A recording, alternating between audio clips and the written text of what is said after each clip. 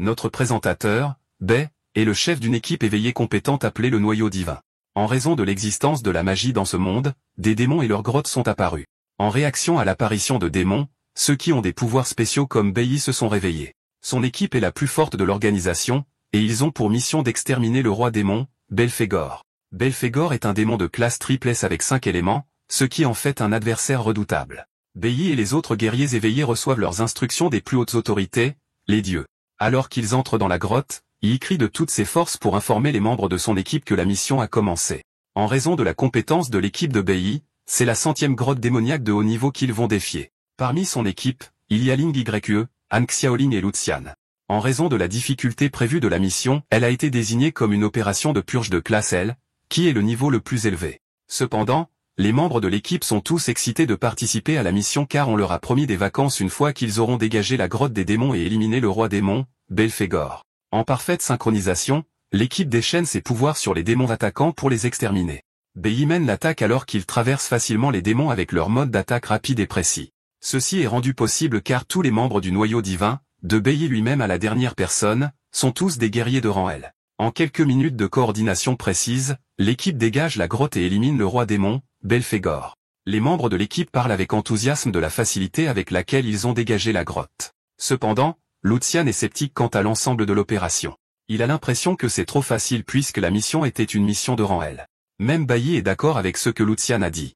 Les informations qu'il a reçues indiquaient que le roi démon était un roi démon spécial avec 5 éléments et une compétence cachée. Alors qu'il essaie d'analyser ce qui pourrait ne pas aller, Ling Yue le serre dans ses bras par derrière, lui demandant s'il va les inviter à un festin puisqu'ils ont terminé la mission. Fatigué d'avoir Ling Yue tout autour de lui, il la repousse tout en lui disant, ainsi qu'au reste de l'équipe, qu'ils vont dîner à leur endroit habituel. D'un autre côté, Han n'arrive pas à croire que leur capitaine gaspille une occasion en or de s'amuser avec Ling Yue. Juste à ce moment-là, ils ont remarqué que le dernier membre de leur équipe n'était pas avec eux. Il n'a pas aidé pendant le combat, et il est également introuvable. L'équipe ne prend pas cela au sérieux puisqu'elle a déjà terminé la mission. En parlant du diable, il apparaît derrière, mais quelque chose d'inattendu suit. Il lève hardiment la main et déclare le début de l'opération de purge. Soudain, Han est touché à la tête par un projectile, le tuant instantanément. Le choc traverse le reste de l'équipe alors qu'il voit Han s'effondrer, mort. La moitié de sa tête a disparu et son sang se répand sur le sol. L'équipe est toujours sous le choc lorsque le traître révèle qu'il a été chargé de la mission de purge par Dieu lui-même. Baye remarque qu'il ne peut pas bouger son corps, et le traître révèle que Baye et les autres ont mangé des petits déjeuners qui étaient additionnés de poudre paralysante depuis un mois. Le traître retient ensuite le reste de l'équipe avec sa compétence divine appelée vignes interdites. Cela restreint leurs mouvements, donnant au traître toute latitude pour leur expliquer les choses. Le traître explique qu'il a été chargé de la mission d'anéantir l'équipe, et pour ce faire, il devait se préparer. Alors qu'il explique avec arrogance, Baye et les autres lui demandent simplement pourquoi il les a trahis. Le traître répond que c'est le décret de Dieu d'anéantir les guerriers de classe L. Le traître resserre son emprise sur Baye et les autres, les forçant à crier de douleur. Ils perdent lentement conscience alors qu'ils crachent du sang tout en continuant à demander à leur mauvais coéquipier pourquoi il les a trahis. Baye rappelle au type que le Noyau Divin n'a jamais franchi les limites qui méritent la mort. Puisqu'ils ont suivi toutes les règles établies pour eux, Baye veut savoir pourquoi ils ont dû mourir. Le traître leur dit avec arrogance que Dieu n'a besoin d'aucune raison pour les tuer. Le traître s'approche de Baye et après l'avoir étouffé avec ses vignes, il lui perce la poitrine avec son poing. Baye ne parvient pas à surmonter l'acte de trahison car il considérait déjà le traître comme faisant partie de sa famille. Après tout, l'équipe est ensemble depuis 10 ans, et ils sont pratiquement inséparables. Le traître se moque de Baye pour être naïf. Il lui dit qu'il n'a jamais été une famille pour lui parce que depuis la première fois qu'il a rejoint le Noyau Divin, il est en mission pour les dieux. En gros, Baye et son équipe ne sont que des pions entre les mains des dieux. Le traître a rejoint l'équipe pour les étudier, et il a si bien joué le jeu. Baye et l'équipe perdent finalement toute la force vitale qui leur reste et s'écrasent au sol. Le traître se tient fièrement au-dessus du sang et achève Baye d'une balle dans la tête. Et en ce jour, qui est le 22 mai 2125, Baye et son équipe de guerriers de classe L ont été tués. Leurs corps gisent sur le sol alors que le traître s'éloigne en préparation de ses vacances. Alors que la conscience de Baye s'infiltre dans l'abîme, il entend soudain une voix exigeant qu'il fasse un marché. Baye est choqué lorsqu'il se voit enchaîné et dans un environnement inconnu. Debout devant lui, il y a un type effrayant en costume, et il a une aura sombre autour de lui. Baye regarde de plus près et réalise que le type debout devant lui est Belphégor, le roi démon. Il se demande comment le roi démon est vivant. Belphégor taquine Baye, lui disant qu'un roi démon avec des rangs élevés comme lui ne mourrait pas si facilement.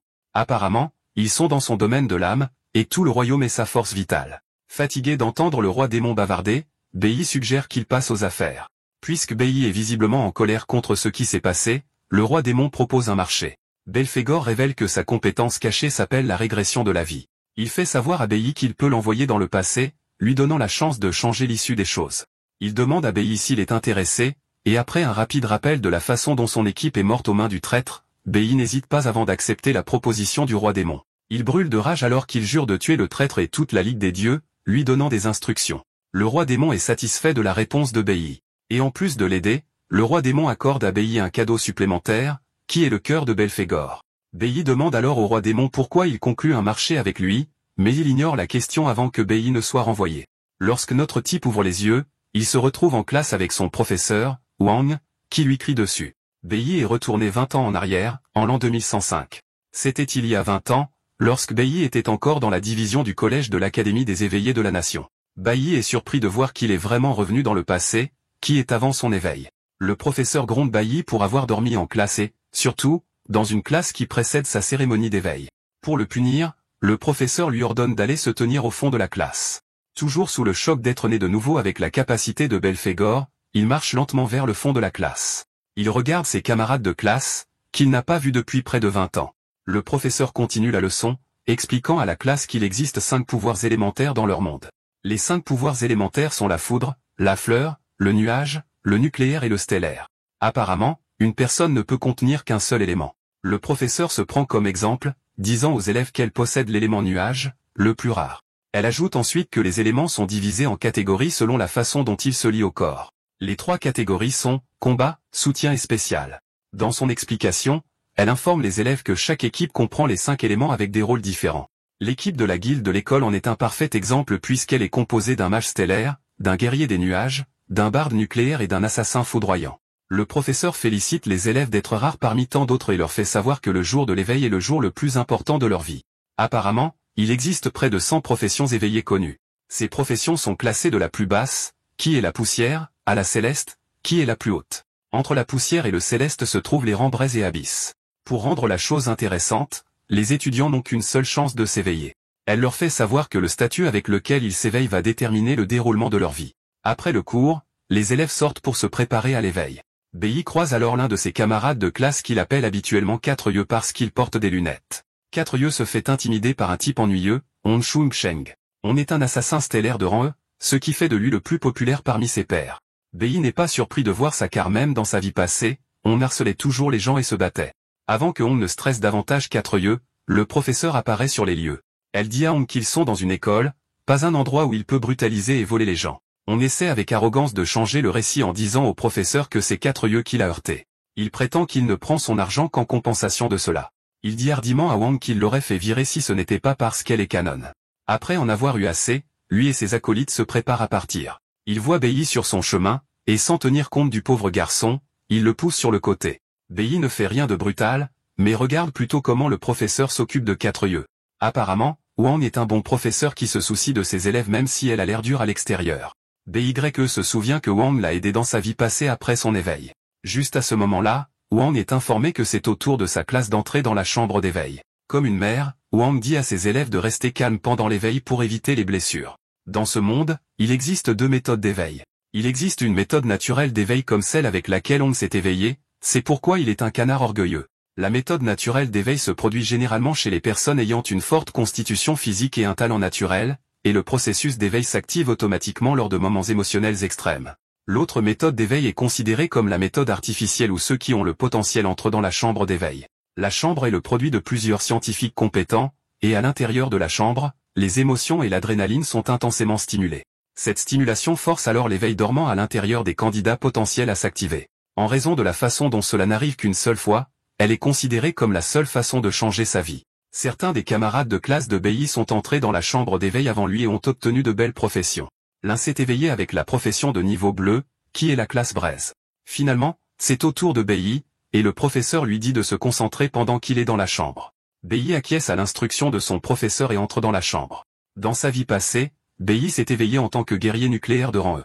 C'est sous la classe du niveau poussière, et c'est considéré comme la profession la plus nulle. Son éveil à l'époque a conduit à un harcèlement constant, mais ce n'est que lorsqu'il a atteint le rang S qu'il a réveillé le type le plus rare. En entrant dans la chambre, BY s'attend à obtenir une profession nulle comme d'habitude. Cependant, il est complètement choqué lorsque le système affiche un message d'erreur. La chambre se met en mode d'activation et détecte 5 éléments au lieu de l'élément habituel. BY peut sentir ses entrailles brûler alors que le système affiche le message d'éveil infini. Le système informe BY qu'il peut choisir n'importe quelle classe parmi les 5 types d'éléments comme classe initiale. BY apprend en outre qu'il peut améliorer l'autre classe une fois que sa classe initiale a atteint le potentiel maximum. BY est choqué lorsqu'il se rend compte qu'il vient de recevoir l'accumulation d'éléments. Apparemment, il peut choisir d'autres nouvelles classes à l'avenir. Il peut même obtenir le rang poussière jusqu'au rang céleste tout en conservant leur qualité. BY a également la possibilité de débloquer le rang caché au-dessus du rang céleste. Il apparaît alors clairement à BY qu'il peut faire tout cela grâce au don que lui a fait le roi démon. On lui a donné la capacité d'éveils infinis, ce qui est du jamais vu. Le système dit alors à BY que toutes les autres barres d'éléments seront effacées une fois qu'il aura sélectionné sa classe initiale. Après avoir pris son temps, BY choisit sa classe. Il sort avec le professeur, impatient d'entendre avec quelle classe il s'est éveillé. BY dit soudainement à Wang la nouvelle décevante qu'il s'est éveillé avec un guerrier nucléaire, ce qui est la pire qualité de la classe verte. Wang est décontenancé par cela, mais à cause de sa bonté, elle encourage toujours BY, lui disant que de grands hommes ont également émergé de la classe verte. Elle exhorte BY à ne pas abandonner, mais BY lui dit humblement qu'il n'est pas nécessaire qu'elle le réconforte. On entend la conversation entre les deux, et comme prévu, il y fourre son nez. Il dénigre BY, lui disant que le professeur ne lui donne que de faux espoirs. Il ajoute que la réalité est différente de ce que le professeur essaie de prêcher. On rappelle à BY que la classe poussière signifie essentiellement qu'il est au bas de la chaîne alimentaire. On continue avec son comportement arrogant en disant à BY que les dieux choisissent ceux qui sont forts tandis que les faibles doivent être piétinés. Entendre la mention des dieux déclenche immédiatement BY. Cependant, il reste calme alors que Hong continue ses propos absurdes. Il rappelle à BY qu'il devra commencer à s'asseoir au dernier rang en classe car c'est ainsi que la société fonctionne. Apparemment, les rangs célestes s'assoient au premier rang, suivi du rang abysse, suivi du rang braise, et enfin, du rang poussière. Les guerriers de rang poussière sont considérés comme des déchets et ne peuvent faire des affaires qu'avec d'autres rangs de bas niveau comme eux. On ajoute qu'il n'y a aucun moyen pour BY de changer son destin par un travail acharné car cela est considéré comme une perte de temps. On se rapproche de Wang pour lui dire des bêtises, mais BY en a finalement assez. Il saisit la tasse de café que Hong tient et renverse le contenu sur son visage. On est frappé d'un moment de choc car il ne veut pas croire ce qui vient de se passer. Il demande avec colère à BY ce qu'il pense faire, et notre gars répond que sa voix est comme du bruit pour lui. Les actes et les paroles de BY suffisent à énerver Hong, et il décide que BY doit recevoir une leçon. Il vise un coup de poing à BY, et Wang essaie de l'arrêter, mais il est trop tard. À son insu, BY est déjà préparé pour lui. Avant que l'attaque ne frappe, il conjure une épée de lumière et l'utilise pour bloquer l'attaque de Hong. Non content de cela, il part l'attaque et projette Hong au loin, à la stupéfaction générale. Hong s'écrase au sol tandis que la pose de BY montre qu'il n'a subi que peu de dommages, voire aucun. Hong crache du sang en essayant de comprendre ce qui lui est arrivé. Même les autres étudiants qui regardent n'en croient pas leurs yeux. Apparemment, BY a intentionnellement choisi la classe de guerrier nucléaire parce qu'il y est déjà habitué. C'était sa classe dans sa vie antérieure, et il connaît déjà tout ce qui s'y rapporte. On parvient à se remettre sur pied et dit avec arrogance à BY qu'il a juste eu de la chance. Il mentionne le fait qu'il est un rang abyssal et pourquoi il est absolument différent des gens nuls comme BY. Wang, qui a l'œil vif, comprend que BY n'a pas eu de la chance avec ce qu'il a fait à Hong.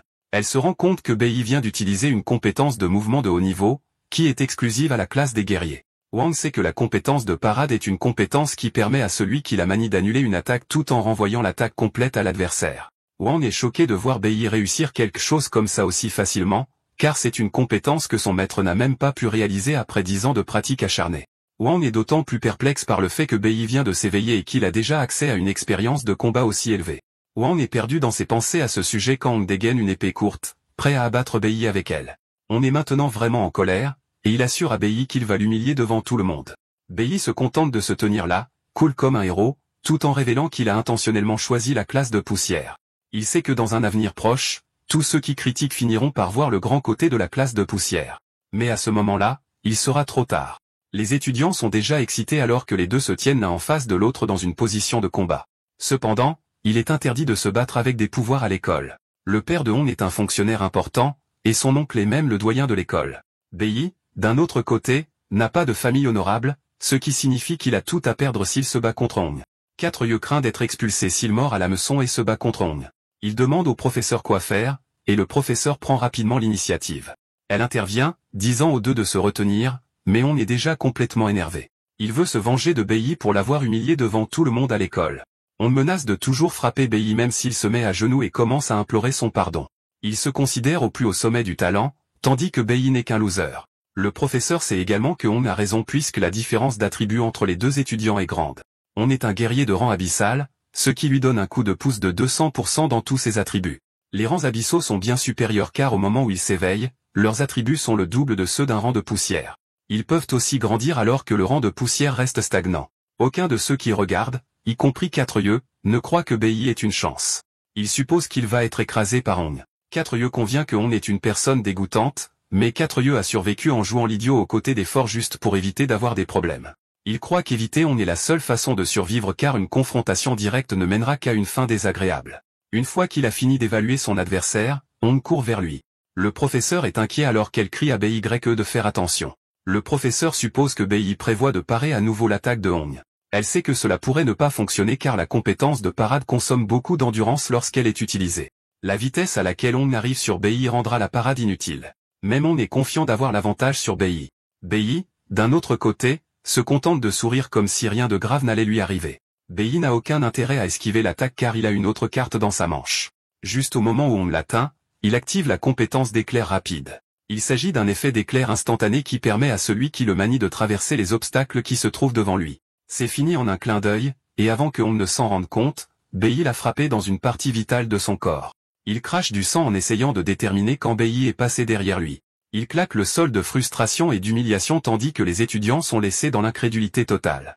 Aucun de ceux qui regardaient n'a pu apercevoir ce que Bei a fait à On. La seule chose qu'ils ont vue, c'est On s'écraser au sol, et même le professeur n'avait aucune idée de ce qui s'était passé. Cependant, le président de classe, Kuiin, a en fait aperçu ce que Bei a fait à On. Kuiin se rend compte que Bei a maîtrisé l'utilisation du plus haut niveau d'une compétence de base de guerrier, et il l'a appliquée pendant le combat avec On. Pendant ce temps, les étudiants se demandent tout ce qui ne va pas avec On. Sur l'écran d'état, Bei remarque que l'un de ses attributs a augmenté parce qu'il a vaincu un adversaire. Cependant, il n'est pas impressionné par les points attribués car il les considère comme trop peu nombreux. Il sait que vaincre des démons est le seul moyen pour lui d'obtenir des points plus élevés, et il prévoit de s'y mettre dès qu'il le pourra. Luttant toujours sur le sol, On n'est pas prêt à abandonner. Il dit à Bei de ne pas partir car il n'en a pas encore fini avec lui. Il saisit son couteau et essaie d'atteindre Bei par derrière. Mais avant qu'il ne puisse atteindre notre gars, ils entendent une voix leur dire d'arrêter le combat. Il s'avère que c'est le doyen de l'école, On Liang, qui est l'oncle de On. Liang se moque de On, lui disant qu'il s'est déjà ridiculisé, et il dit aux étudiants qui regardent de rentrer chez eux pour qu'ils puissent se reposer. À la mention du mot maison, il se rend compte dans la tête de Bei qu'il a une maison. Il ne s'en souvenait pas parce qu'il venait de renaître, et ses parents étaient déjà morts dans sa vie antérieure. Il se souvient que quelque chose de tragique s'est produit ce jour même de son éveil. Et avant même que le doyen n'ait la chance de s'adresser à lui, il s'enfuit frénétiquement. Même On est choqué de voir le garçon s'enfuir de la scène. Le doyen est à court de mots, mais finit par se tourner vers Wang, lui disant de maîtriser son étudiant. Il promet de revoir ce qui s'est passé, et Wang le remercie de sa considération. Plus tard, On suit son oncle jusqu'à son bureau pour essayer de justifier ce qui s'est passé. Il prétend que Bei a seulement eu de la chance, mais son oncle lui crie dessus, lui disant que Bei l'a complètement humilié. Léon se tenait à distance et a vu Bei utiliser l'éclair rapide contre On. Léon explique à On que dans cette fraction de seconde, Bei a trouvé son point le plus faible et l'a frappé pour laisser On sans défense. Le doyen est énervé car même avec son expérience, il ne peut pas exécuter la compétence d'éclair avec une telle compétence. Le doyen compare le combat de On avec Bei à celui d'un joueur professionnel qui joue avec un noob. Léon fait savoir à son neveu qu'avec ce qu'il a vu, Bei n'est pas un enfant ordinaire. D'un autre côté, Bei se précipite en pensant à combien il est important pour lui de rentrer à la maison. Il parvient à atteindre l'immeuble d'appartement en un rien de temps tout en se souvenant de la façon dont les choses se sont passées dans sa vie passée. Il est prêt à empêcher que cela ne se reproduise, même s'il meurt dans le processus. Bei entre dans la maison alors que son père regarde la télé et que sa mère fait la vaisselle. Bei a l'air furieux en entrant, mais son père est surpris qu'il rentre tôt de l'école. Bei ignore son père et se concentre sur sa mère. Les larmes aux yeux, il dit qu'il est content que sa mère aille bien. Sa mère est muette et elle communique avec Bei en langue des signes. Elle dit à Bei qu'elle a préparé son plat préféré, les nouilles aigres piquantes, mais Bei lui dit qu'il n'a pas envie de nouilles aujourd'hui. Il lui fait savoir qu'il veut manger du poisson mariné. La mère de Bei essaie de discuter, mais finit par céder quand elle voit à quel point son fils est têtu. Elle accepte d'aller chercher le poisson mariné, et Bei veut la suivre, mais son père l'arrête en lui disant que sa mère peut aller chercher les ingrédients seule. Il se demande pourquoi Bei est revenu et n'a même pas pris la peine de le saluer. Il se lève et se dirige vers l'endroit où il garde son alcool et demande à Bei comment s'est passé son éveil. Il est déjà impatient d'entendre avec quoi son fils s'est éveillé. Il s'avère que le père de Bei, Ling Sheng, est un guerrier électrique de classe. C'est une personne assez forte, ce qui le rend dangereux. Bei dit alors à son père qu'il ne s'est pas éveillé ce jour-là parce que ça a pris trop de temps. Son père exige de savoir pourquoi il est rentré tôt s'il ne s'était pas éveillé. Il sait que le fils de son ami s'est éveillé, mais il est déçu par la classe avec laquelle il s'est éveillé. Ling Sheng, quant à lui, s'attend à ce que son fils s'éveille avec le rang abyssal. Ling Sheng affirme qu'il s'est éveillé avec le rang abyssal à son époque, et il a également versé sa sueur et son sang pour élever Bei. Ling Sheng est furieux, et avec une aura effrayante autour de lui, il demande à son fils de révéler avec quoi il s'est éveillé. Bei est complètement enveloppé dans l'aura de son père, et il essaie encore de mentir en disant qu'il ne s'est pas éveillé. Cela ne fait que rendre l'homme encore plus en colère. Et comme le père parfait qu'il est, il fracasse la bouteille de boisson sur la tête de Bei. Quand il apprend enfin que Bei s'est éveillé avec le rang de poussière, il devient encore plus furieux en criant sur Bei. Ling Xing est connu pour être un homme violent qui ne peut pas maîtriser ses émotions. Dans la vie passée de Bei, après avoir découvert qu'il s'était éveillé en tant que rang de poussière, il est devenu furieux et embarrassé. Il est devenu violent et a frappé Bei, mais sa mère est intervenue comme elle le fait toujours. Bei ne pouvait rien faire car il était un garçon faible et ne pouvait que regarder son père frapper sa mère pendant une heure entière. Les coups étaient si violents que sa mère est restée mentalement instable parce qu'elle a été frappée à la tête. Bei ne pouvait que pleurer en regardant sa mère se faire battre dans sa vie précédente. Cependant, maintenant qu'il est ressuscité, il a l'intention de changer les choses.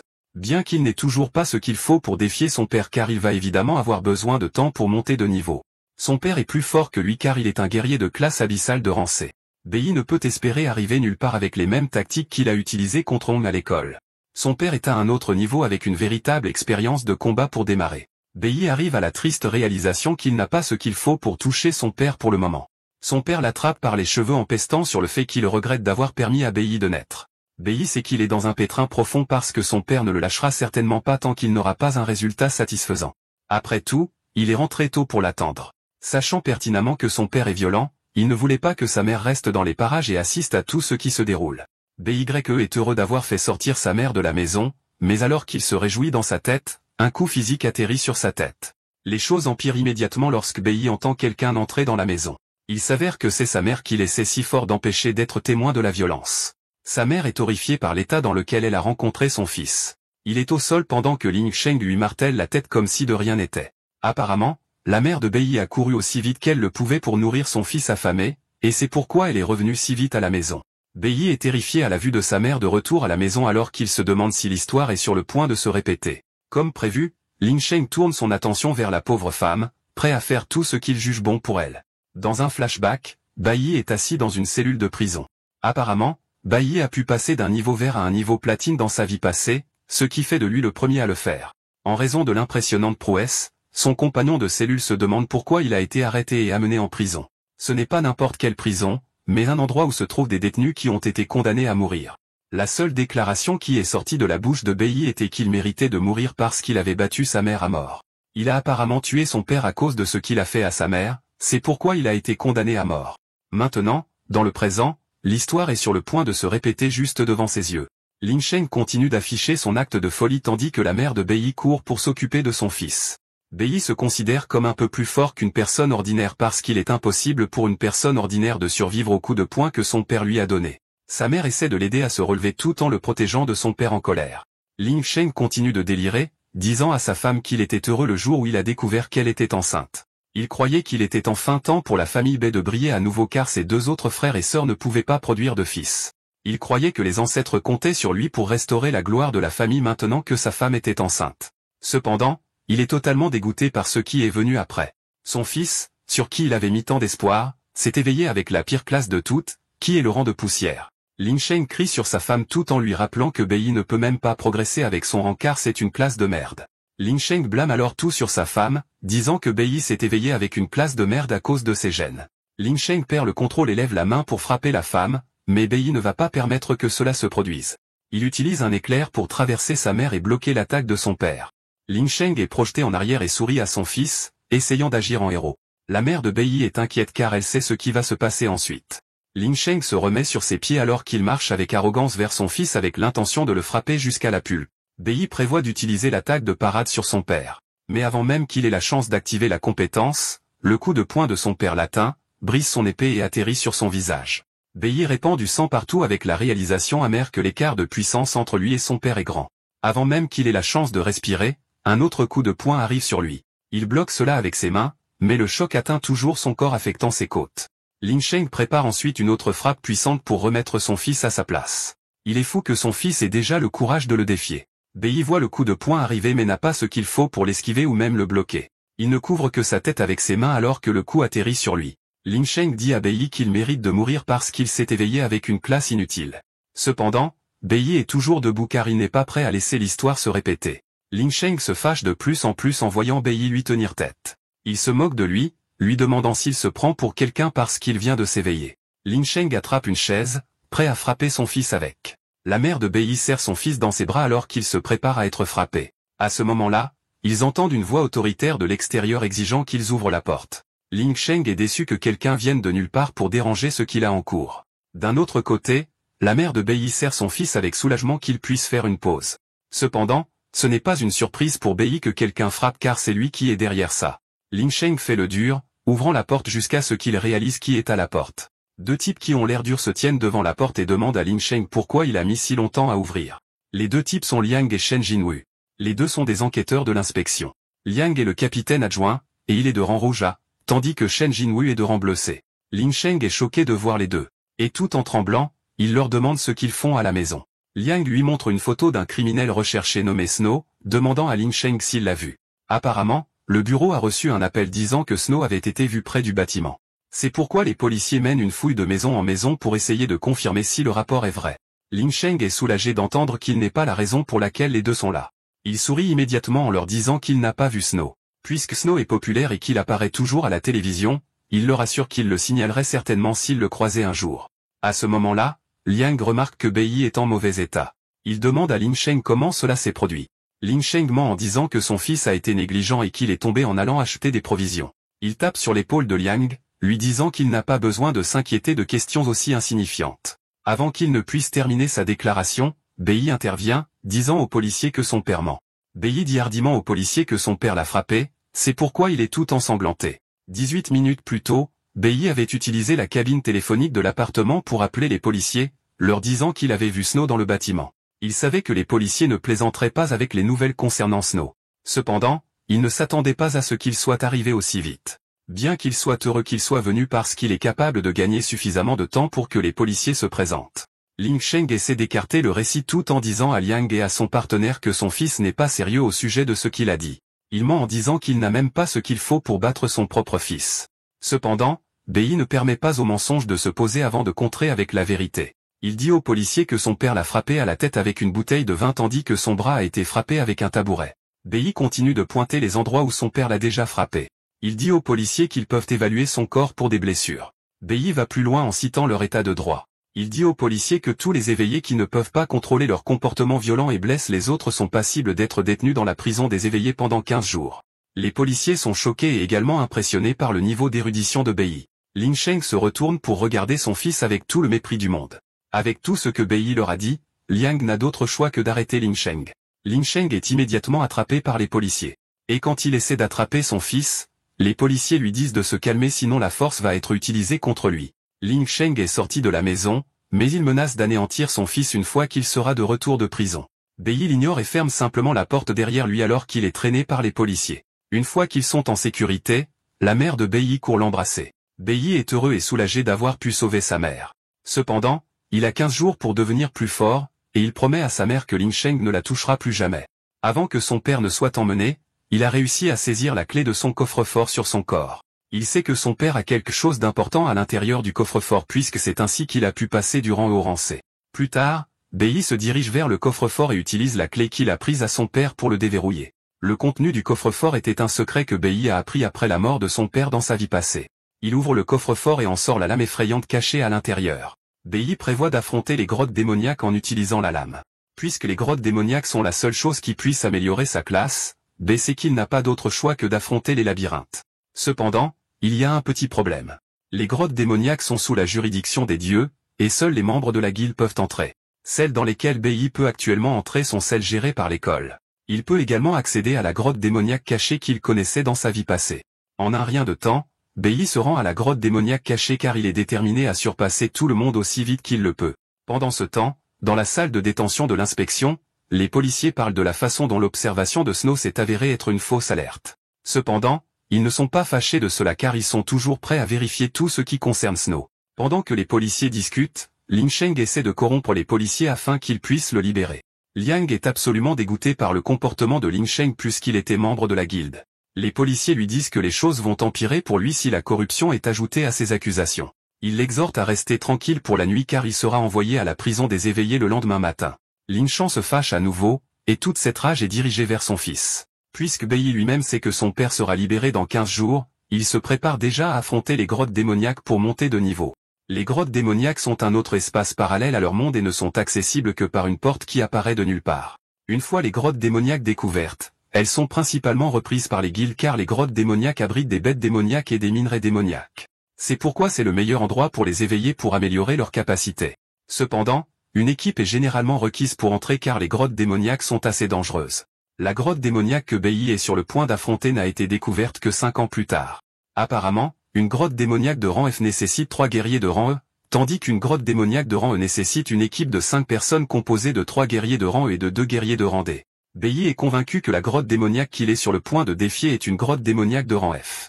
Les grottes démoniaques sont connues pour être dangereuses, mais puisque Bei n'a pas le choix pour le moment, il doit affronter la grotte tout seul. Bei sait pourquoi il doit devenir plus fort dès que possible. Armé de la seule arme qu'il a prise dans le coffre-fort de son père, il entre dans la grotte démoniaque. Tout est recouvert de glace et de neige, et Bei comprend qu'il se trouve dans le domaine d'une bête utilisant la magie du nuage.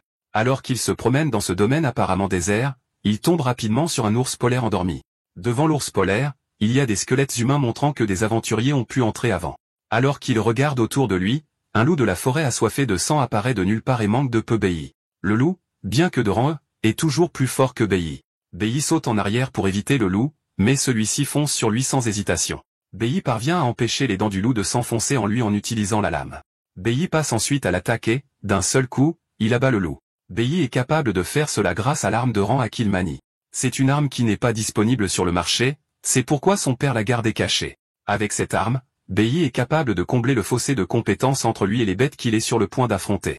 L'arme est connue sous le nom de la main Wu, et elle est faite de pierre Wu. En raison de sa puissance, elle coupe le fer comme du beurre. Cependant, même avec cette arme puissante, Bei sait qu'il aura encore besoin d'au moins 4 coups pour abattre les bêtes en raison de leur défense impressionnante. Bei plaisante en disant que le rang L d'éveillé lui manque. Bei apprend qu'il doit abattre 20 loups s'il veut améliorer un niveau de son ensemble de compétences. Comme il se bat dans une zone de glace, c'est son élément nuage qui recevra les améliorations. De plus, il lui faudra 10 niveaux améliorés pour passer de son rang actuel au rang D. En un rien de temps, Bei s'est retrouvé encerclé par une meute de loups attirés par l'odeur du sang. C'est l'occasion parfaite, mais dangereuse pour Bei de passer au niveau supérieur. Les loups attaquent Bei, mais il s'appuie sur 2 compétences tout en engageant les loups. Il combine la compétence d'esquive et la compétence de contre-attaque pour abattre les loups. Il est capable de se déplacer sans subir de dégâts tout en infligeant des dégâts aux bêtes. Il abat la première meute de loups, chaque mise à mort lui rapportant 52 points d'expérience. Il a également acquis des crocs de loup pendant le combat. Après avoir éliminé toute la meute, il doit s'occuper du roi loup. Utilisant son agilité et sa rapidité, il inflige plusieurs coups purs au corps du loup, ne lui laissant aucune chance de guérir. Le roi loup meurt de ses blessures et Bei gagne 56 points pour avoir éliminé la bête. Parce qu'il a vaincu le roi loup, il a gagné un diamant de loup des neiges. Après avoir éliminé la première meute de bêtes, Bei a déjà assez de points d'expérience pour passer au rang D. En plus des points qu'il a gagnés, il a également gagné 12 attributs, et le système l'invite à les attribuer comme il l'entend. Il attribue ensuite les attributs comme il le juge bon, mais remarque qu'il est déjà fatigué après avoir éliminé seulement 20 loups. Il n'est pas impressionné par la faiblesse des corps de rang E. En plus de sa liste de problèmes, il sait qu'il doit obtenir un sac à dos dimensionnel où il peut garder son butin et éviter de le perdre. Bei admet également que s'attaquer seul à une grotte démoniaque est assez difficile. En ce qui concerne le diamant de loup des neiges qu'il a gagné, c'est un bijou durable utilisé pour fabriquer des armes en matériaux spéciaux. Il est aussi assez cher sur le marché. Il sait que la seule façon d'accéder à une grotte démoniaque de haut niveau est de rejoindre le noyau divin. Comme les écoles d'éveil sont sous la tutelle des guildes, elles envoient souvent des représentants pour repérer les guerriers potentiels pour leurs équipes. C'est le rêve de tous les étudiants de décrocher leur diplôme avec brio afin de rejoindre une guilde. Mais si un étudiant est malchanceux et se fait virer de son équipe, sa carrière est très probablement terminée. C'est ce qui est arrivé au père de Bei et c'est pourquoi il est bloqué au rang C pour toujours. En regardant sa situation actuelle, Bailly se rend compte qu'il va brûler encore plus d'endurance en affrontant les bêtes seules. En plus de cela, il est déjà épuisé. Avant qu'il ne s'en rende compte, une autre meute de loups apparaît de nulle part. Il décide d'utiliser une astuce qu'il a dans sa manche. Il s'enfuit en courant, et les loups le suivent. Il les conduit dans une forêt où il abat un tas d'arbres pour se donner un peu d'espace. Cette perturbation attire alors la bête résidant dans la forêt, qui est le python des nuages. Bailly doit faire face aux loups, et il a aussi des pythons qui rejoignent la mêlée. Pour sortir de cette situation difficile, Bailly met son plan à exécution. Il déclenche une forte explosion, espérant que cela réveillera une bête particulière dont il a besoin pour que son plan fonctionne. Son plan se déroule comme il le souhaite, l'ours de givre endormi émergeant avec colère de l'endroit où il se trouve. L'ours est dans un état de rage qui le forcera à attaquer tout ce qu'il voit dans son champ de vision. Les loups et les pythons ne sont pas à l'abri de la rage de l'ours car ils sont tous fracassés. Pendant que l'ours les fracasse, Bailly fait le ménage par derrière, ce qui lui vaut un tas de points d'expérience. Bailly continue avec les mêmes tactiques, gagnant des points d'expérience et obtenant également des crocs de python et des crocs de loup. Bailly est capable d'utiliser la faiblesse de la bête contre elle. Il sait qu'ils sont agressifs, mais ils n'ont généralement pas le cerveau pour le soutenir. Ils sont essentiellement tout muscle sans cervelle. En utilisant l'ours contre les loups et les pythons, il est capable de conserver son endurance. Cependant, il doit toujours être celui qui achève les bêtes s'il veut gagner les points d'expérience. Après s'être battu pendant quelques minutes, BYE est déjà épuisé. Il décide de passer à la phase suivante de son plan.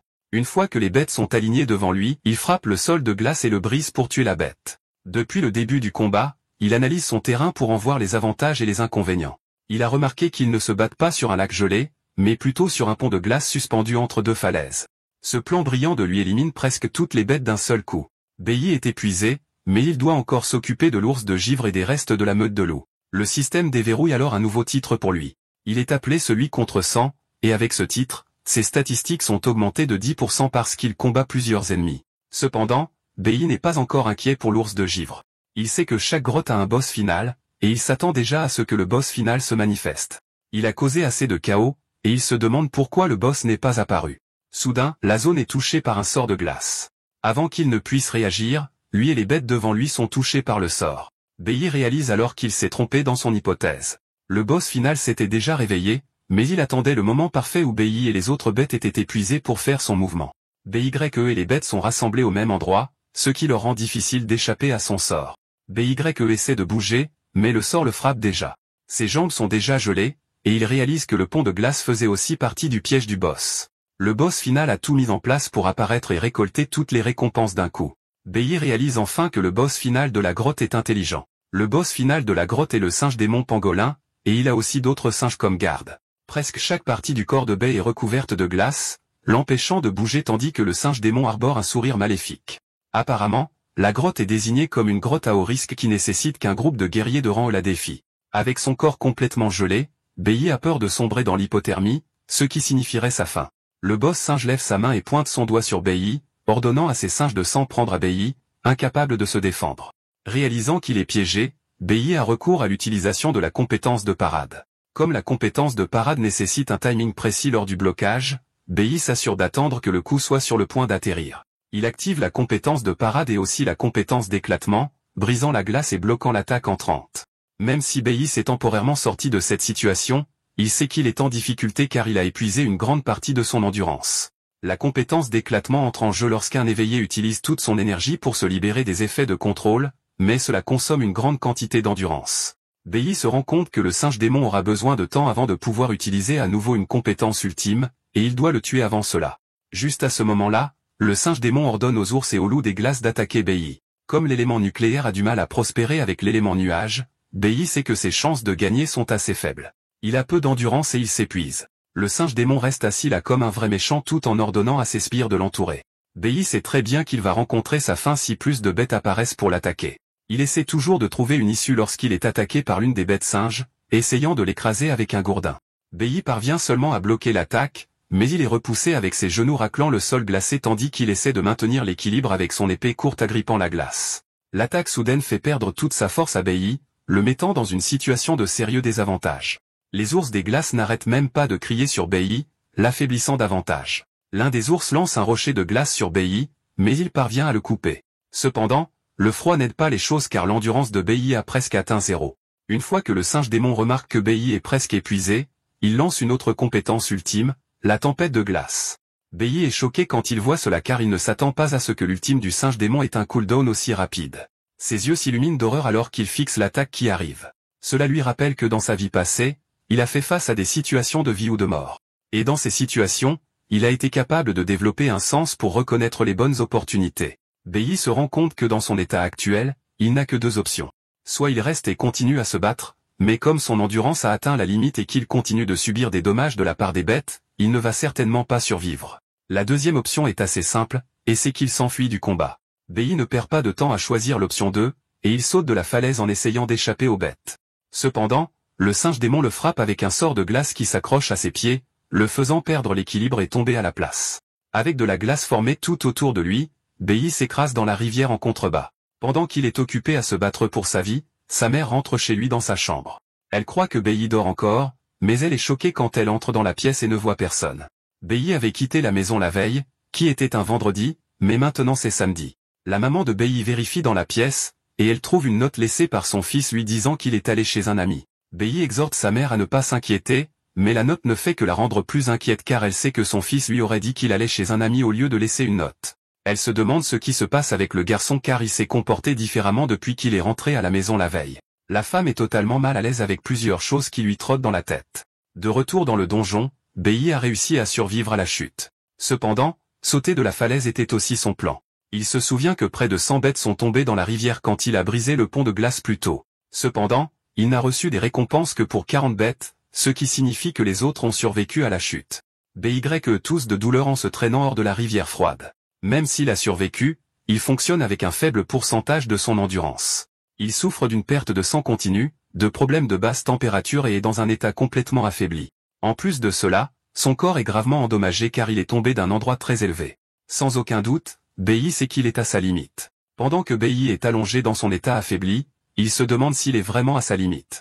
Avant qu'il ne s'en rende compte, il est déjà entouré de bêtes comme les ours des glaces, prêts à l'achever complètement. Alors que les bêtes se rapprochent de lui, Bailly tombe dans un état de profonde réminiscence. Il se souvient de son temps avec le noyau divin. Il se souvient des bons moments qu'il a passés avec ses coéquipiers et de tout ce qui se passe chaque fois qu'il est au travail. Il se souvient aussi de sa mère essayant de s'assurer qu'il va bien. Tout en se souvenant des bonnes choses, il se souvient aussi de la méchanceté de son père et de la douleur qu'il a subie du traître qu'il a trahi. Une voix résonne dans sa tête, lui disant que c'est la fin pour lui. C'est suffisant pour que Bailly serre son poing et décide que ce n'est pas la fin pour lui. Il parvient à se relever. Et juste au moment où l'ours des glaces est sur le point de l'achever, il lève sa main et empêche les dents géantes de l'ours de se refermer sur lui. Bailly est déterminé à s'assurer que toutes les choses négatives et mauvaises qui se sont produites dans sa vie passée ne se reproduiront pas. Il est mort une fois, perdant tout dans le processus aussi. Mais cette fois, il prévoit de tout renverser avec une détermination et une énergie nouvelle brûlant à l'intérieur de lui. Bailly écrase l'ours des glaces avant de le jeter au loin. Bailly laisse échapper un souffle froid et saisit à nouveau son épée courte. La tentative désespérée de Bailly déclenche quelque chose en lui, ce qui peut pousser à une avancée de classe. Bailly se relève avec une aura jaune tourbillonnant autour de son corps tandis qu'il est entouré de monstres. Sa décision de se mettre en danger en solo un donjon qui aurait nécessité une équipe et d'affronter des bêtes dangereuses est juste pour que Bailly se fasse ressentir quelque chose de son passé. C'est un sentiment de désespoir où l'adrénaline pompe dans son corps, déclenchant ainsi une avancée de classe. Même si Bayou est presque mort, il n'est pas en mesure de remplir les conditions nécessaires à l'avancement de la classe. Cependant, au lieu de l'avancement de la classe, il apprend une nouvelle compétence, l'épéiste sacré nucléaire. C'est une compétence ultime, et elle est bien en avance sur son temps et son niveau. Il n'a pas pu faire avancer sa classe, mais la compétence est quelque chose qui pourrait s'avérer utile. Avec cette compétence et l'adrénaline qui pompe dans son corps, B déborde d'aura et d'énergie. Il pointe son épée sur les bêtes, leur disant qu'il est temps pour lui de toutes les anéantir. L'une des bêtes fait un mouvement, et les autres font de même. BY reste impassible, et il prépare son épée courte en attendant que la bête le prenne en charge. Alors qu'il s'approche, BY lance une attaque de vitesse tourbillonnante mais dangereuse appelée Sanctuaire qui traverse toutes les bêtes environnantes en une seule entaille. Il abat la bête avec les notifications qui apparaissent pour lui dire qu'il a abattu des ours polaires, des loups des forêts et le nombre de points d'expérience qu'il a également acquis. Après avoir éliminé les monstres environnants, il acquiert des objets comme la peau de bête du champ de glace, l'os nufière et la dent de sang. La compétence Sanctuaire aide à dissiper sa fatigue et restaure également son endurance perdue. En plus de cela, BI obtient une amélioration, et il obtient le vagabond du champ de glace. Cela aide à résister aux créatures d'éléments nuages plus une réduction des dégâts de sang, ce qui est exactement ce dont il a besoin dans sa situation actuelle. Bailly fixe le sommet de la falaise, promettant qu'il arrive pour éliminer le reste des bêtes, et cela inclut leur boss. Avec les points d'expérience qui arrivent comme un flot, Bailly est capable de passer au niveau 9 de la classe E. Bailly active immédiatement l'effet de vagabond du champ de glace pour résister à l'effet du froid. La compétence sanctuaire lui permet également de stocker tous les dégâts qu'il reçoit des attaques, puis de les libérer sur un groupe d'ennemis en une seule fois. Cependant, c'est quelque chose qu'il ne peut utiliser qu'après avoir encaissé beaucoup de dégâts. Cependant, Bailly est reconnaissant que la compétence l'ait aidé à restaurer son endurance. Bailly se souvient alors qu'il doit faire les choses rapidement et rentrer chez lui avant que sa mère ne commence à s'inquiéter. Bailly grimpe à la falaise et se dirige vers le palais du boss singe démon. Le singe démon est protégé par un groupe de bêtes de glace, mais Bailly s'en fiche car il fait irruption dans le palais. Après avoir éliminé d'autres bêtes, Bailly est maintenant au dernier niveau de la classe E, qui est le niveau 10. Pendant ce temps, il est maintenant 23 heures, et la mère de Bailly est sérieusement inquiète à la maison. Elle a préparé de la nourriture et l'a mise sur la table à manger, mais elle se demande où est son fils. Elle prie pour que son fils aille bien où qu'il soit. Maintenant dans le palais du boss, Bailly élimine les ours polaires servant de garde pour le palais pendant qu'il est laissé pour combattre les gardes personnels du boss, les singes effrayants. Le boss singe n'a pas l'air effrayé, et il ordonne à ses gardes d'éliminer Bailly. Un des singes saute sur Bailly, mais tout ce que Bailly fait, c'est bloquer puis trancher facilement le singe en deux. Le boss singe voit cela et réalise que les choses pourraient en fait être désastreuses pour lui. Il libère avec colère son ultime, l'assaut de la tempête de glace, mais cela n'a aucun effet sur Bailly puisqu'il est déjà immunisé, grâce à la nouvelle compétence qu'il vient d'acquérir. Bailly se précipite alors vers le boss singe, et en désespoir de cause, le boss singe lève son bâton. Il active un sort qui fait briller le joyau sur le bâton. Cela met le reste des singes dans un mode hyper, mais Bailly ne les considère pas comme une menace. Il ne les voit que comme des bêtes qu'il doit tuer pour atteindre la classe D. Bailly traverse les bêtes comme si elles n'étaient rien avant de soulager le boss singe d'un de ses bras. Le boss singe crie de douleur en regardant le sang couler de son bras sectionné. Avant qu'il n'ait la chance de faire quoi que ce soit d'autre, il trouve Bailly le regardant avec un regard de mort. Bailly libère une série de coupures sur le corps du boss, le vainquant ainsi. La notification apparaît, disant à Bailly qu'il a réussi à éliminer l'utilisateur d'éléments nuages de classe D, le roi de la forêt d'Azur. À cause de cela, Bailly gagne 1000 points d'expérience. Bailly avance également au guerrier nucléaire de classe D. Après cela, il voit qu'il y a des objets qu'il peut ramasser. En raison de la quantité de points d'expérience qu'il a accumulé en combattant un ennemi qui utilise des compétences d'éléments nuages, le système dit à Bailly qu'une nouvelle profession est sur le point de se réveiller. Bailly est choqué de voir cela car il l'avait totalement oublié. Juste alors, une aura rouge et bleue commence à émaner de son corps. Il réveille alors la profession de mage d'éléments nuages, et avec cela, il peut changer de profession à tout moment. Bailly est excité d'avoir réveillé une profession rouge même si elle est encore une classe E. B est excité car contrairement à la classe nucléo, qui est livrée avec un bonus de 100%, la classe rouge est livrée avec 200%. Sans aucun doute, la force de la classe rouge est déjà au même niveau que sa classe actuelle.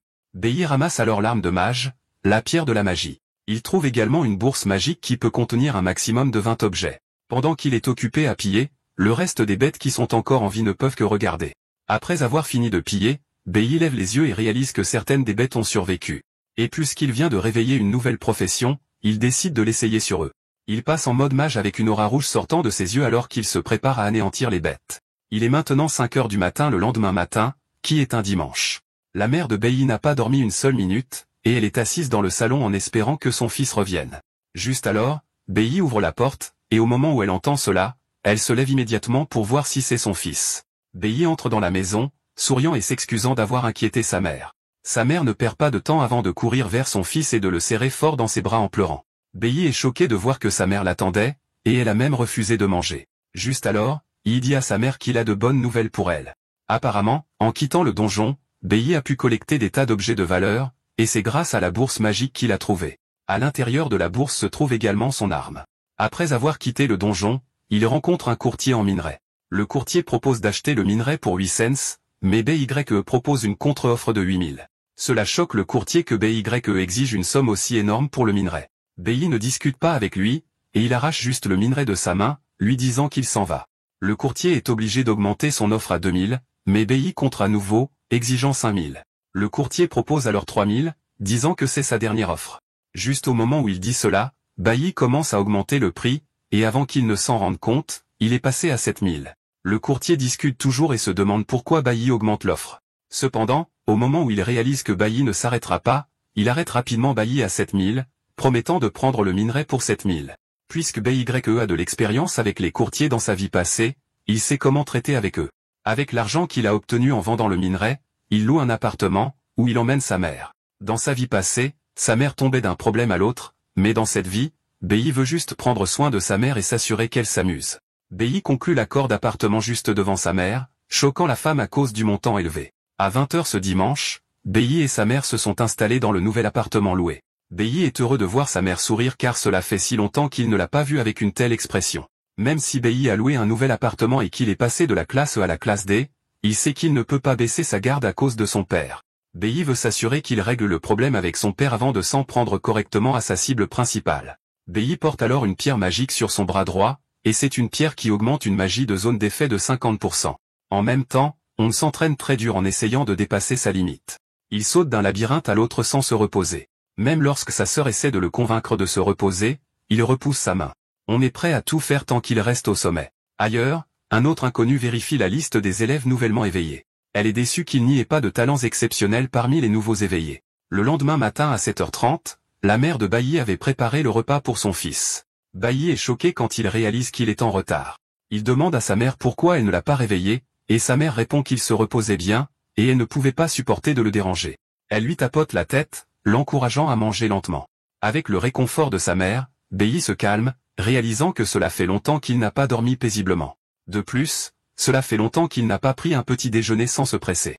Juste à ce moment-là, sa mère lui demande s'il y a quelque chose qu'il désire, comme un jouet ou un livre. Bei est surpris que sa mère propose soudainement de lui offrir des cadeaux. C'est alors que sa mère lui rappelle que son anniversaire est vendredi prochain, soit le 5 juin. Bei réalise que sa mère a raison, mais cela fait trop longtemps qu'il n'a pas fêté son anniversaire, c'est pourquoi il a complètement oublié. Après la mort de sa mère dans sa vie passée, plus personne n'a fêté son anniversaire, et, petit à petit, il a tout oublié. Tout en dévorant la nourriture devant lui, Bei se creuse la tête pour voir s'il y a quelque chose qu'il désire. Il est dans un état de confusion car les choses qu'il désire vraiment, il les a déjà.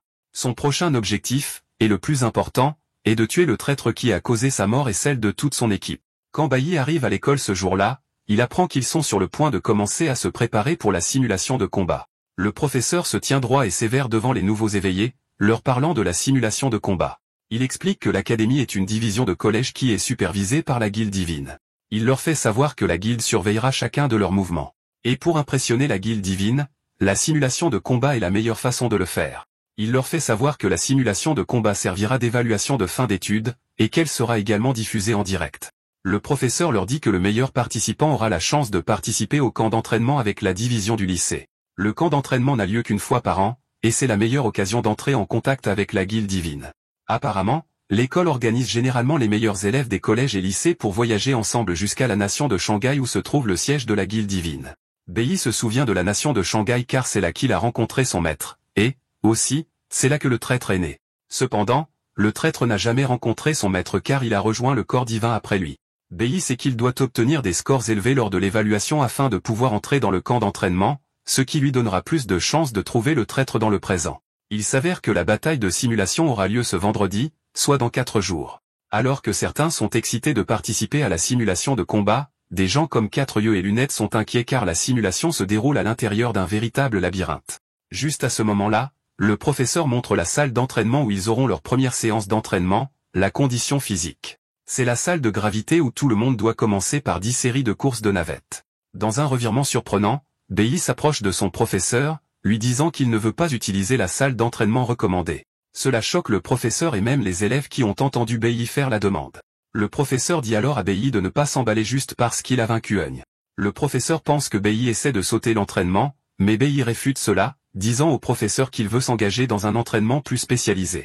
Le professeur est encore plus confus par cela alors qu'il demande à Bei s'il essaie d'insinuer qu'il y a un problème avec ses méthodes d'entraînement. Bei révèle alors que la condition physique est nécessaire pour presque toutes les classes d'éveillés, ce qui signifie que l'utilisation de la salle de gravité n'est pas une mauvaise option.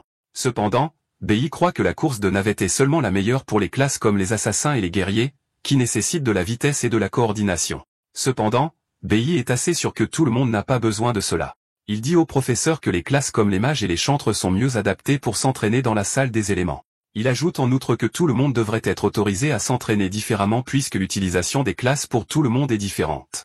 Le professeur entend cela et souligne le fait que Bei lui apprend fondamentalement comment faire son travail. Kuyin entend la discussion entre Bei et le professeur, et cela la choque. Elle réalise que la méthode d'entraînement dont parle Bei est la même que celle mentionnée par un officier d'entraînement du noyau divin, Monsieur Dongyang. Cependant, c'est une méthode nouvellement proposée par Dong Yang, et elle n'en aurait pas eu connaissance si son père n'avait pas ramené la cassette vidéo à la maison. Qian est surpris que Bai propose fondamentalement la même idée que Dong Yang. Spek dit alors à Bai d'éviter d'être direct avec le professeur afin de ne pas blesser les sentiments du professeur car il est l'entraîneur le plus autoritaire de l'école. Au lieu que le professeur se fâche, il tapote l'épaule de Bai, lui sourit et lui dit que la méthode d'entraînement qu'il a mentionnée est intéressante. Spek est heureux que le professeur ne se soit pas offensé de ce que Bai a dit. Le professeur dit alors à Bai qu'il y a trop d'élèves dans l'école, et qu'il serait très difficile de répondre aux besoins spécifiques de chacun à court terme. Le professeur souligne que la simulation de combat est un moyen d'évaluer la performance de l'élève, et si elle est réalisée de la mauvaise façon, elle pourrait faire dérailler toute la vie et la carrière d'un élève. Bai se souvient que même s'il avait une mauvaise famille dans sa vie passée, ses professeurs étaient là pour le soutenir. Les professeurs sont ceux qui l'ont aidé à devenir une personne responsable et non un mauvais garçon tordu. Bai se tourne alors vers le professeur, lui assurant qu'il ne le laissera pas tomber pendant la performance de fin d'études. Après avoir entendu cela, le professeur demande à Bai comment il a l'intention de s'entraîner en tant que guerrier nucléaire éveillé. Bai suggère alors que le professeur active la suppression élémentaire dans la salle des éléments à son réglage maximum. Entendre cela choque les professeurs et même Spek. Bai essaie de s'en sortir en mentant, disant au professeur que même s'il est un guerrier, il essaie de s'assurer que ses capacités sont équilibrées afin de défier ses faiblesses. Bai veut faire cela pour éviter d'expliquer qu'il veut entraîner la profession de mage. Juste à ce moment-là, Kuiyin lève la main, disant au professeur qu'elle est également intéressée à pratiquer le contrôle élémentaire. Le professeur n'a pas d'autre choix que de céder, et il leur dit de faire comme ils le souhaitent, mais il les exhorte à donner le meilleur d'eux-mêmes lors de l'évaluation finale. Qian s'approche alors de Bai en suggérant qu'ils s'entraînent ensemble, mais Bai lui dit rapidement qu'il entre dans une pièce privée pour s'entraîner. Qian est surprise d'avoir été rejetée par Bai. Qian affirme que le rejet l'a motivée, et elle veut faire de son mieux. Tout en s'entraînant dans la salle élémentaire, Bai a un peu de difficulté car il est encore nouveau dans la profession de mage. Cependant, il prévoit de maîtriser la profession dans le court laps de temps dont il dispose. De plus, il prévoit de cacher le fait qu'il peut changer de profession puisque l'école est sous la supervision des dieux, et que chaque mouvement des élèves est surveillé. Bai essaie d'éviter un scénario où il devient une cible précoce pour les dieux. Pendant ce temps, Kui s'entraîne avec seulement 1% de suppression élémentaire, et elle pense qu'elle peut rivaliser avec la force de Bai. Bai n'est pas non plus prêt à avoir quoi que ce soit à faire avec ses camarades de classe pour les protéger. Après l'école ce jour-là, Spek et son ami rattrapent Bai. Ils lui disent de ralentir car il est difficile pour eux de le rattraper. Apparemment, les deux étaient les meilleurs amis de Bai au collège dans sa vie passée. Parce qu'ils étaient tous faibles, ils ont tous les deux partagé le même sort qui accompagnait l'intimidation. Cependant, avoir ses amis faibles autour de lui était le seul moment heureux qu'il a eu au collège. Bai a pour objectif de se venger dans sa vie actuelle, et il ne pense pas qu'il soit nécessaire pour lui d'avoir des interactions sociales avec ses camarades de classe. Pour s'éloigner d'eux, il monte sur son vélo et s'en va, les laissant derrière. Les deux ne peuvent pas croire que Bai s'est encore enfui alors qu'ils étaient censés être un trio inséparable. Spek souligne le fait que Bai a totalement changé après l'éveil car il a maintenant l'air d'une personne confiante. Quelques instants plus tard, les deux rattrapent Bai qui les attendait. À ce moment-là, Bai dit à Spek de faire vérifier ses poumons quand il sera libre. Les deux sont heureux que Bai se soit enfin arrêté pour qu'ils puissent marcher avec eux, mais Bai brise à nouveau leur espoir, en leur disant qu'ils sont trop lents pour le suivre. Il monte sur le vélo et s'en va, laissant les deux dans un état de choc absolu. Apparemment, dans sa vie antérieure, Spek a soudainement été diagnostiqué avec une maladie pulmonaire, et après cela, il a pris un congé. Mais en raison de la gravité de la situation, il a fini par décéder peu de temps après avoir été diagnostiqué. Bai veut que Spek reste en vie et en bonne santé, même s'ils ne deviennent pas amis. D'autre part, Spek pense que Bai est toujours la même personne même s'il paraît froid maintenant.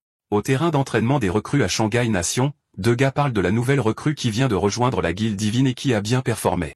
Il s'avère que la recrue a les mêmes cheveux que le traître qui a trahi Bai et son équipe.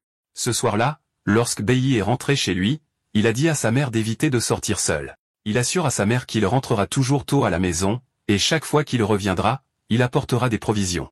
Bai est inquiet car il sait que l'environnement n'est pas encore totalement sûr pour sa mère, et il doit lui offrir un meilleur endroit. À la prison pour les éveillés, Lin Sheng est déjà en train de conclure un accord avec l'un des chefs cuisiniers là-bas. Le lendemain, qui est mardi, Bai a réussi à se familiariser avec le fonctionnement des mages.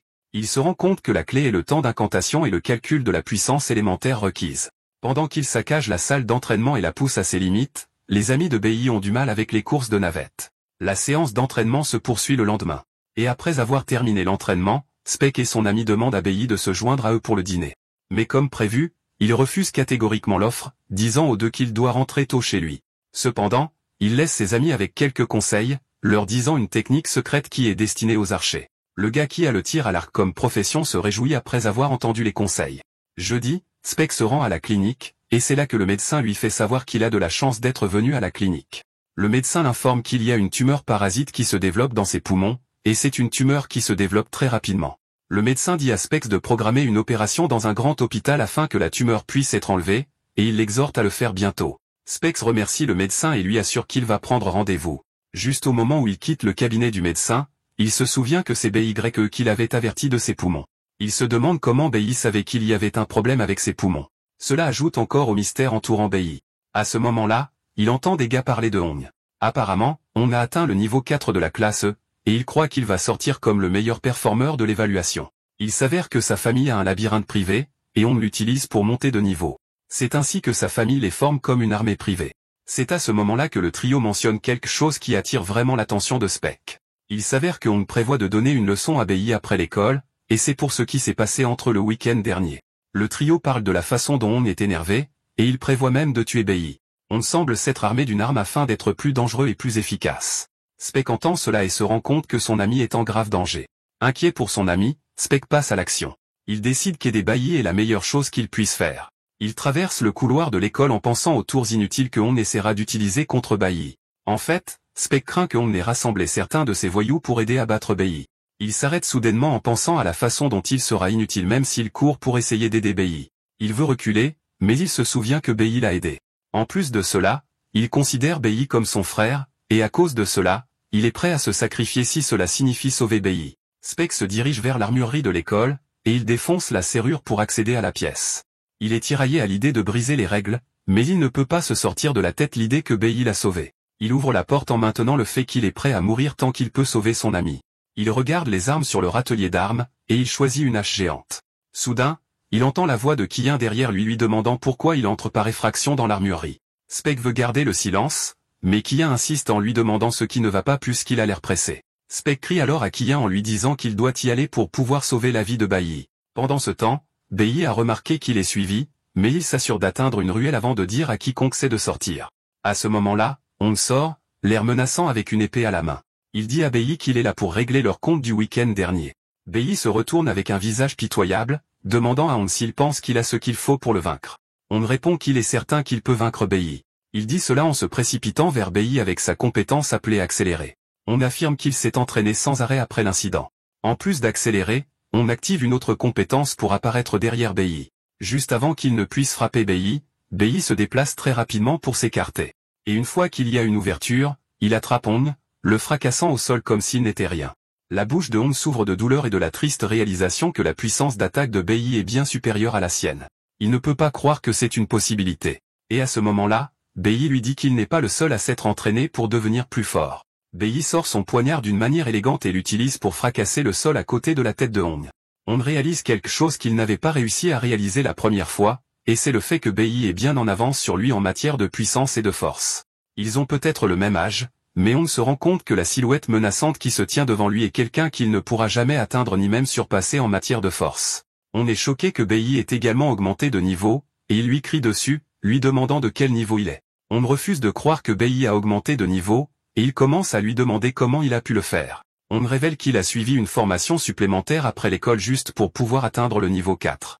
Et cela a demandé beaucoup de travail acharné, mais il ne croit pas que même après tout cela, BI soit toujours plus rapide que lui.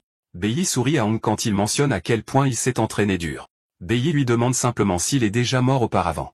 Avec un couteau à la gorge, Hong dit à BI de simplement le tuer ou même de le torturer.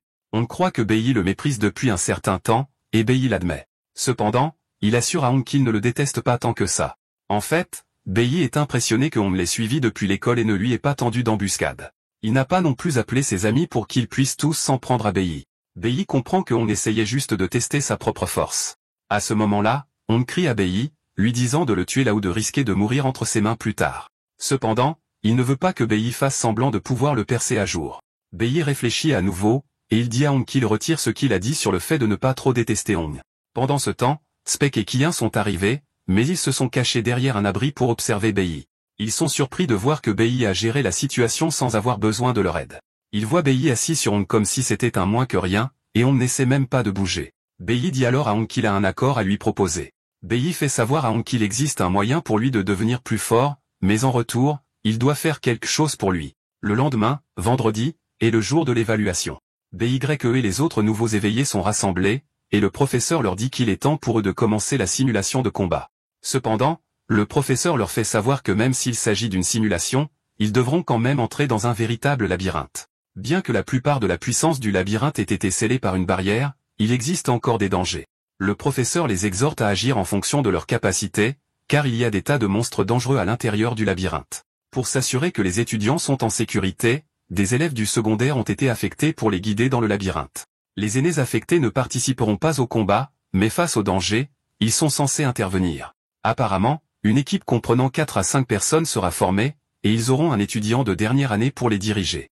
Ils sont autorisés à choisir entre les donjons de classe E et de classe F. Cependant, les donjons de classe E sont bien plus difficiles, et le professeur les exhorte à ne pas s'engager dans le donjon de classe s'ils n'en ont pas la force. Il ajoute qu'échouer au défi entraînera la perte de crédits académiques, ce qui montre l'importance du défi. Après avoir exposé toutes les instructions, le professeur leur dit qu'ils peuvent commencer à choisir le niveau de donjon qu'ils souhaitent. Il demande aux élèves de lever la main s'ils veulent défier le donjon de classe E. Au total, 8 élèves, dont Kui-in et Hong, lèvent la main pour affronter les donjons de classe E. Spek est surpris qu'il y ait des étudiants assez fous pour affronter les dangereux donjons de classe E. Sur un total de 180 élèves, le professeur annonce que 8 se sont portés volontaires pour affronter le donjon de classe E. Il leur fait savoir que le reste d'entre eux sera réparti au hasard pour affronter le donjon de classe F. Cependant, Kian remarque que Bailly n'a pas levé la main pour le niveau de classe E.